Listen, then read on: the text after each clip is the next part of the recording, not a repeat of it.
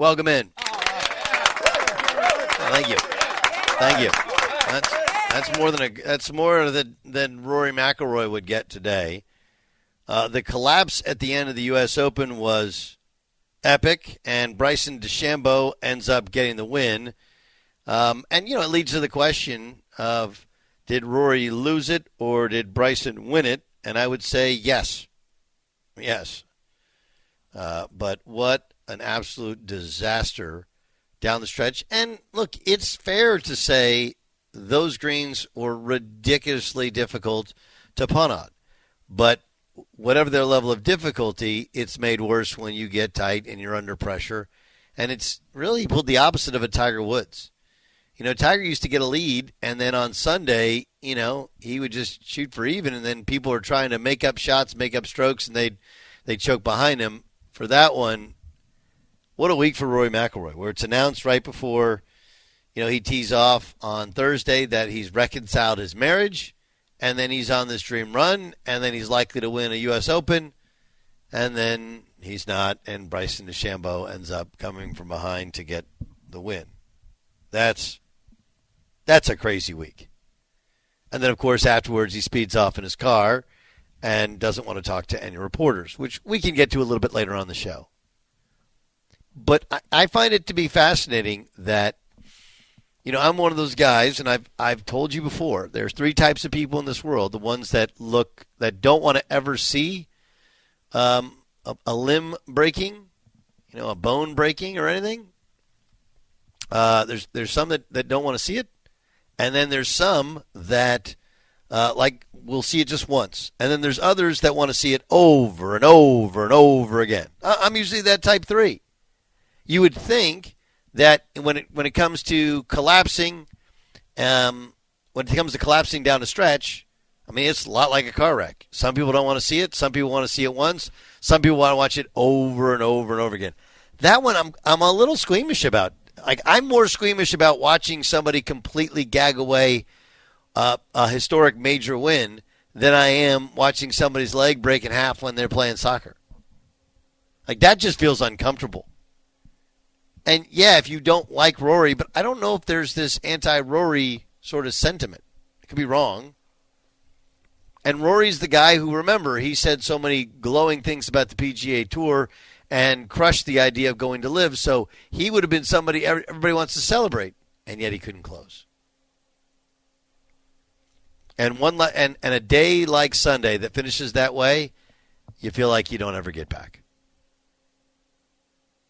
And I know I've said it before and then been proven wrong that eventually athletes do get over the hump.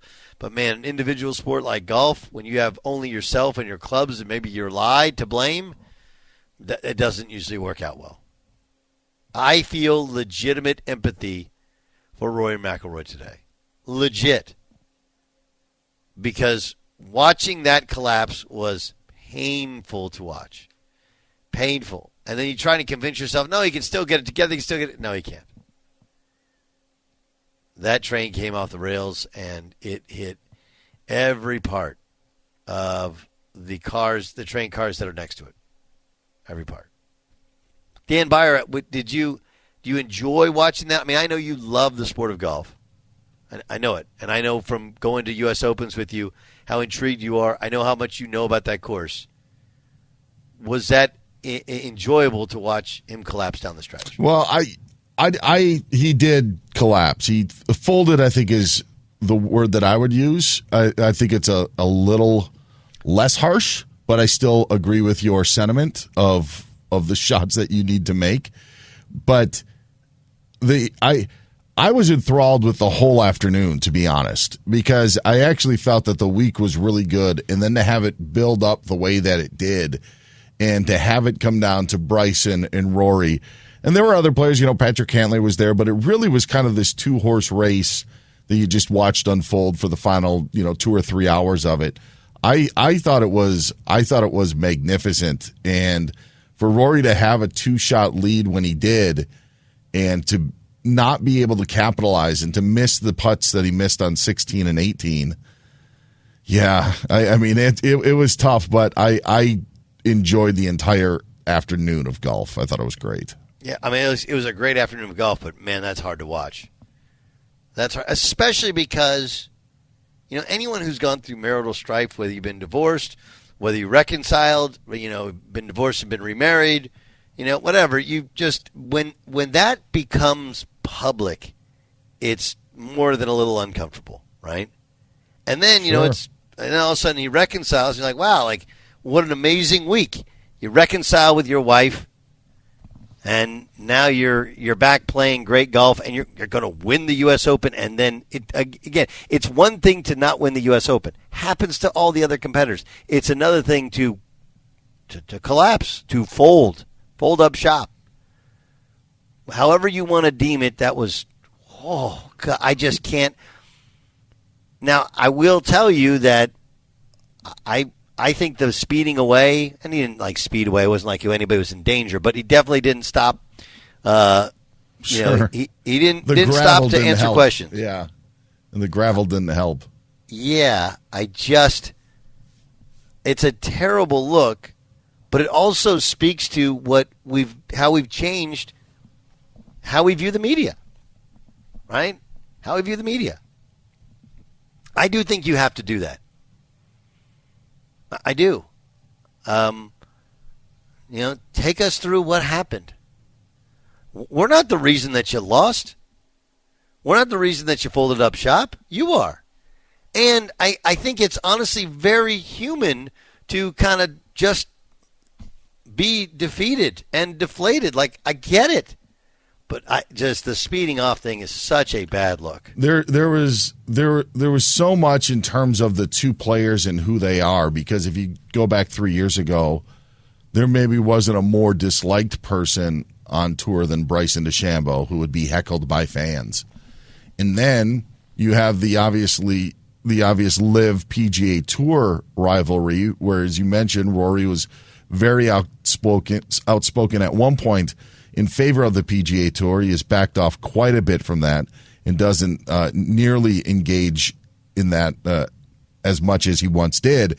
And then you have Bryson being the actual fan favorite, and you have Chance of USA. It was so different than maybe what you would have gotten if it was 2 or 3 years ago. And to see Rory do that, and to see then how Bryson handled himself afterwards, and I don't know if you saw on Golf Channel where Bryson not only joined them on the desk, but then went on the course when Johnson Wagner was trying to replicate Bryson's shot. Like, it was.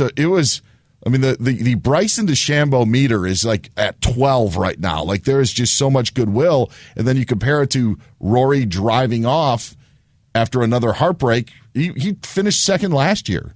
So like, this is the second straight year where he's come up short in a completely different fashion, by the way, than he did a year ago.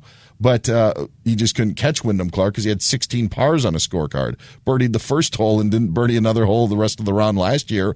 And this was more of a roller coaster. Still shot 69, in the final round when you entered, trailing by 3 shots. But it's tough to take when you're down, or when you're up 2 strokes, playing the back 9 on Sunday, and then to drive off like he did. Yeah, it was not a good look. No. Not a good look in any sort of way. It's the Doug Gottlieb Show here on Fox Sports Radio as we reminisce. And it's interesting, like, here Bryson DeChambeau ends up winning the U.S. Open, but I would say I think Rory's collapse gets, rightfully, more of the attention. Yeah, you have to also look at how many more times will this... It's crazy to think of because of how on top of his game Rory is, but if now... Bryson's on top of his. Scotty Scheffler's been dominant through most of the season. Like, these things don't grow on trees. And so now the further you go without winning in a decade, the more it's going to build up with Rory. And now you're going to wonder the next time he's in the lead in the final round, how much do those 2-footers and 4-footers from Pinehurst enter into his mind again? And it's interesting, too, because he actually, technically had a better round than Bryson, right? He shoots 69, yes. Bryson shoots 71, but it's how it ended, right? You end, bogey, par, bogey, like, yeah. Yeah, you missed it. And that was the 2-footer.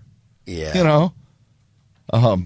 Bryson may have gotten a bit lucky on his wedge shot But he still had to hit the shot. He even said last night, like 4 out of 100, he'd be able to hit like that. He thought 4 or 5. But yeah, Bryson missed a short putt on the back 9 as well at one point, but he didn't miss 2 of them. No. And he finished par, bogey, par, par, par, and it's enough to win the tournament.